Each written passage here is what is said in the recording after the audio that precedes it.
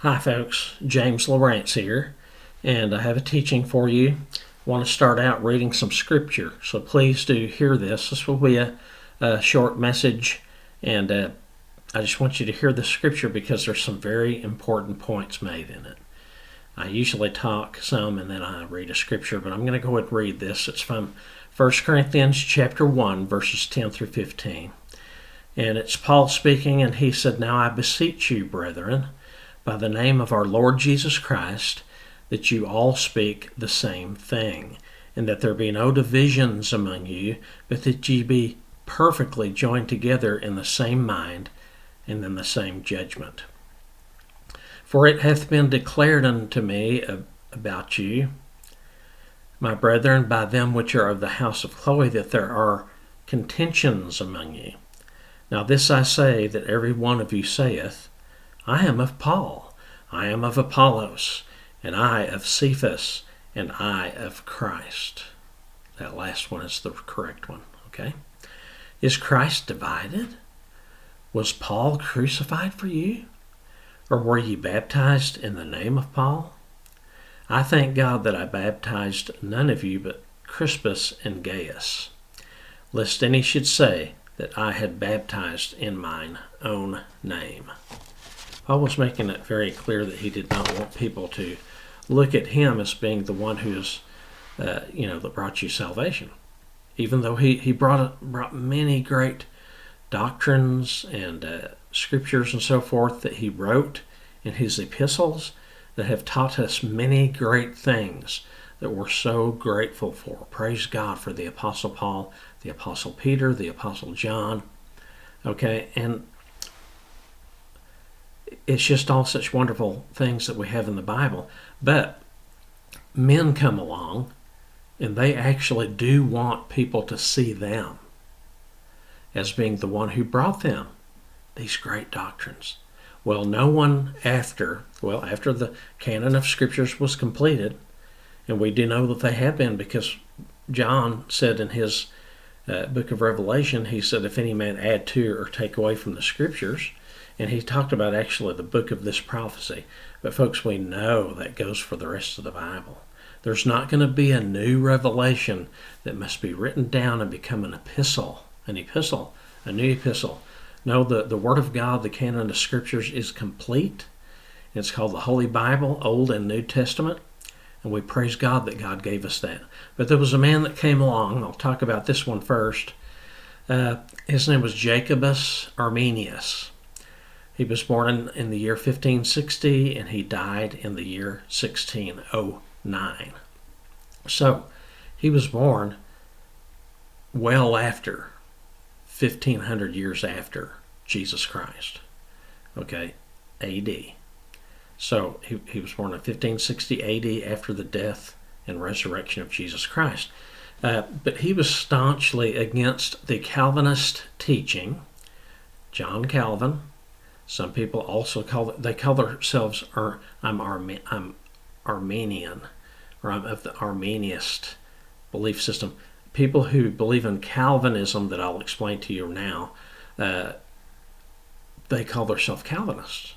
Okay, so these groups of people have created denominations, or at least sections of Christianity, that they want to call by a man's name.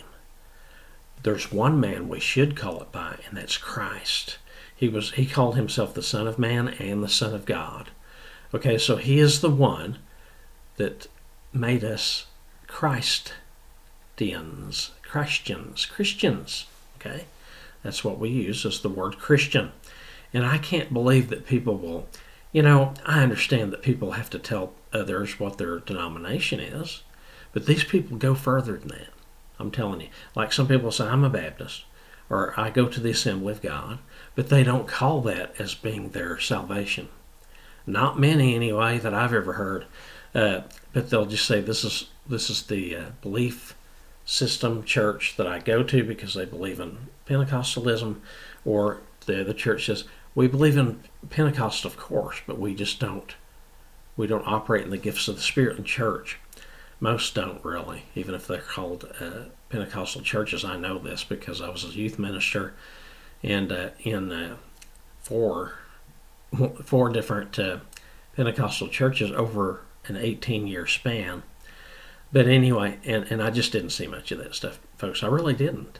But once in a while, I did. And you can tell when there's something the Holy Spirit makes you feel connected to what a person is doing, or he will kind of give you a sense that this is not really proper, what someone's doing.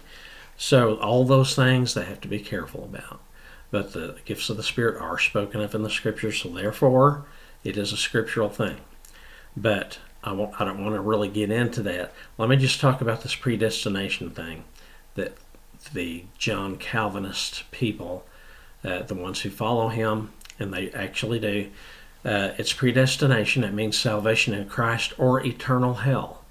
One of the two is chosen for you even before you are born. This takes away choice to choose Jesus to be your Lord and Savior. No free will to choose. You see what I'm saying? So this is definitely something to be against, but you are then labeled by Calvinists, if you're against their belief system of predestination. I'll read the other things that they are in belief of, that are their doctrines, statement of doctrines, but they will label you, the Calvinists will, as being Arminian. Okay, so there were people who actually were against Calvinism, but there were Reformed Lutherans, Martin Luther, another man's name, and Presbyterians. That's not a man's name, but it is a denomination. At one point in their histories, they strongly associated with the Calvinist Church. Now, I don't know where they're at today. I haven't checked. I don't know. But because I don't know much about Lutherans or Presbyterians, but John Calvin is the man credited for Calvinistic beliefs. And he was born in, did I write this correctly, 1550, and he died in 1509, I believe is correct, okay? I'm almost certain. 1509, and he died in 1564. Another man who was around more than 1,500 years after Jesus. But yet, he came up with a belief system, okay? And when you believe that, you belong to him. You're a Calvinist, that is actually how I've been seeing this for a long time, for many years, long before I even started talking to you on YouTube. But some people say they are a 2-point or 3-point Calvinist, meaning they believe in only some of the beliefs of Calvinism. Why do you have to call yourself either a Calvinist or a what's the other one? Or an Arminianist, or an Arminian, of the Arminian belief system? Jacobus Arminius. He wasn't Middle Eastern or anything. He was Dutch, and John Calvin French. But anyway, you act as if you belong to them. And some say, well, I'm a 3-point Calvinist, or a 4-point, or a 2-point. Okay, here's what their belief system is, and it spells out the word tulip when you take the first letter in each belief point. The first one being total depravity. The next one being unconditional election. The next one being limited atonement. The next one is irresistible grace. And the last is perseverance of the saints. This spells the word tulip. Now here's my opinion, folks. I told you I had to keep this kind of short, but let me end with my opinion. Christians, meaning those who have taken the Lord's name and not a man's, is exactly what God intended for us to do. We don't say our salvation is of John Calvin, Martin Luther, or Jacobus Arminius. To me, this is the height of foolishness. We can and should bring up teachers and preachers who were great faith leaders for Jesus Christ, even those of the distant past like the Apostle Paul and Peter, and modern day ones as well. You may see Billy Graham as being a great leader in the church, and I believe he brought salvation to huge numbers of people.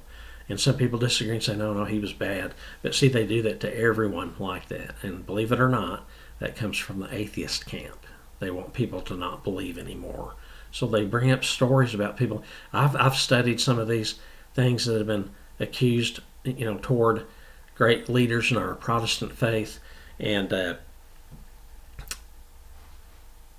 Protestant, I should have gave a definition of protesting against the Roman Church belief system, of praying to saints and believing in Mary, the beloved Mary, whom we do love.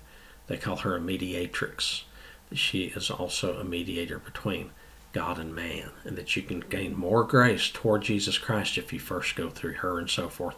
So anyway, that is what Protestants mean. They protested those beliefs, and that comes from a long time ago, that you do have to have a name for certain things. But to connect yourself to the name of a man is a little bit strange in my opinion. That's my honest opinion. So even the distant past, Paul and Peter, but you can say we love them and what great teachings they have. But Paul himself said, do not say I'm of Paul. Do not say I'm of Apollos or Cephas. Is Christ divided? Was Paul crucified for you? Were you baptized in the name of Paul? No, it should have been in the name of Jesus Christ. You see the point that Paul is making? He didn't die for you. Jesus did. You have to believe that he died, was placed in a tomb, and raised from the dead. And when you believe that and ask him to be your Lord and Savior, Jesus said, anyone who comes to me I will in no wise cast out. So when we come to Jesus, because God loved the whole world, and he gave us Jesus, that if we believe in him, we will have eternal life. So we become Christians, okay? So that is the end of what I wanted to say in regard to my opinion on this whole thing. I get tired of it, but yet at the same time, I know people are going to do it. They're just going to. Thank you so much for listening to me. I will talk to you again soon. This is James Lawrence saying, I love you. Jesus loves you most of all, and he is coming back soon. Thank you so much. Bye-bye for now.